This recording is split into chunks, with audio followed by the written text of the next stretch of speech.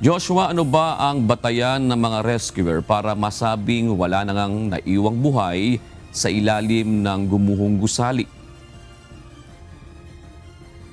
Yes, June, nagsagawa muna ng thermal scanning at validation gamit ang tinatawag na life locator equipment ang iba't ibang rescue unit dito sa lugar.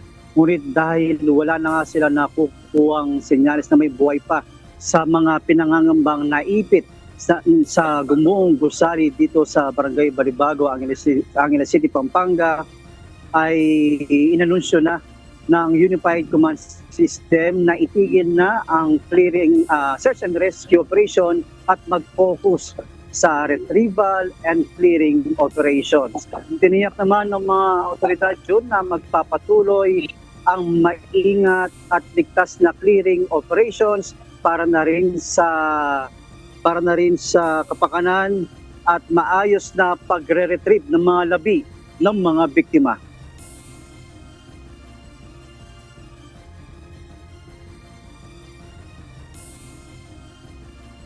Alas 8:30 kagabi nang magpasya ang mga otoridad na opisyal nang itigil ang search and rescue operations sa gumuhong gusali dito sa Barangay Balibago, Angeles City, Pampanga.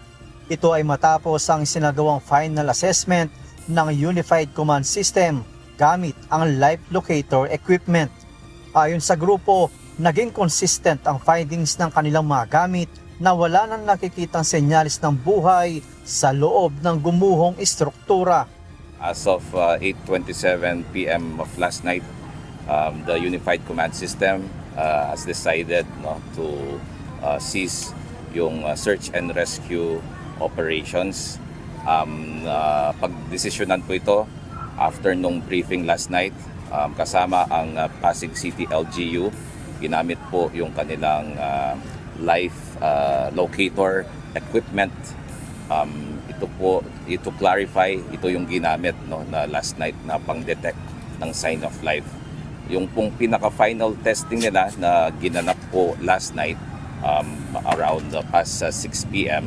naging consistent na po yung kanilang findings using the life locator indicating no signs of life. Nagkaroon naman ng kalituhan matapos na unang ihayag ng Bureau of Fire Protection bandang alas 7 ng gabi na may mga na-detect umanong signs of life sa isinagawang thermal scanning. Ipinaliwanag ng BFP, dumaan sa masusing validation at iba't ibang orientation ang scanning operations upang matiyak ang accuracy ng readings. Actually, that signs of life started pa po mga 3 p.m. and then that 3 p.m. po yung ating continuous verification, 3 p.m. onwards until 7, until 8 p.m. po, ganun po kahaba yung sequence na ginawa natin na verify talaga kung mayroon pang life. Paliwanag naman ng mga otoridad, may pagkakataon nakararanas ng false positive readings ang equipment dahil maaari nitong masagap maging ang galaw ng mga hayop o mismong responders na nasa paligid ng operasyon. Nagkakaroon po kasi ng false positive readings yung equipment. Iba-iba yung ginagawa nilang orientation, merong aerial, merong pa side. So pag minsan po nasasagap din yung mga life forms katulad ng mga animals, yung pag iba yung orientation, pag minsan yung mga rescue responders naman ang maaring nasasagip. Yun yung mga explanation during the false positive. Dagdag pa ng BFP, ilang rescue teams mula sa iba't ibang ahensya ang nagsagawa ng validation upang matiyak ang findings ng bawat responder. It is a radar na tumatagos po sa bato, semento at lupa except water. So yung orientation po na ginawa na nabanggit ni Sir, iba't ibang agencies po ang gumawa to validate yung na-detect ng isang responder. Say for example, si Pasig muna, ito yung result nila.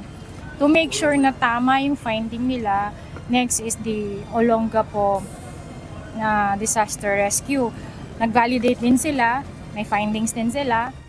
Kaninang alas 7 ng umaga, nagsagawa naman ng operational briefing ang Unified Command System para sa ikalawang yugto ng operasyon o retrieval phase. Isa sa mga unang hakbang ay ang paglilipat ng Incident Command Post at media area sa mas ligtas na lugar upang bigyan daan ng pagpasok ng heavy equipment na gagamitin sa clearing operations. Binago rin ang mga sektor na dinaraanan ng rescuers habang patuloy ang maingat na paglalabas ng mga labi mula sa ilalim ng guho. Sa kasalukuyan, nakatutok muna ang clearing operation sa Sector 1 upang mabuksan ang bahagi ng kalsada para mapabilis ang daloy ng logistics at rescue equipment. Kabilang sa mga ginagawa ang mano-manong pagputol sa mga bakal at scaffolding na bumabalot sa paligid ng gumuhong gusali. Ayon sa mga responder, delikado ang bawat takbang dahil kapag mali ang natanggal na bahagi ng scaffolding ay maaari itong magdulot ng panibagong pagguho. Sa oras na maputol ang mga nagkokonektang bakal at scaffolding, saka pa lamang ligtas na makakakilos ang mga heavy equipment para sa clearing operations. May nakadeploy ding mga engineer mula sa DPWH at local engineering offices upang tiyakin ang kaligtasan ng mga responder at ng publiko habang nagpapatuloy ang retrieval operations. Bahagi rin ng safety measures ang planong total evacuation sa isang gusali na katapat mismo ng collapse structure bilang pag-iingat sa mga occupant nito.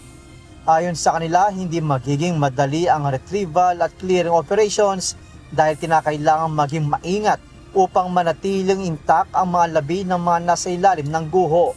May nakantabay na rin mga cadaver bag para sa maayos at dignified recovery ng mga katawan na mare-retrieve mula sa collapse site. Samantala, aminado naman ng mga responder na mas nanaisin pa rin nilang may buhay na mailigtas sa gitna ng kanilang operasyon. It is very fulfilling. Well, medyo nanginginig po ako sa part na yun. As a responder na makapag-save kami ng life. So, yun po, mas maganda po sana kung nakapag-rescue kami. Kasi wala pong ibang mas magandang pakiramdam na lahat po ng pagod namin mapapalitan ng buhay na maisisave namin. Yun, kasabay nito, muling binigyan diin ang kalagahan ng maingat, sistematiko at maayos na proseso sa lahat ng susunod na hakbang ng ating mga technical rescue team. Patuloy ding hinihiling ang panalangin at pangunawa mula sa ating mga publiko habang nagpapatuloy ang operasyon dito sa lugar. Balik sa inyo, Jude. Maraming salamat, Joshua Antonio.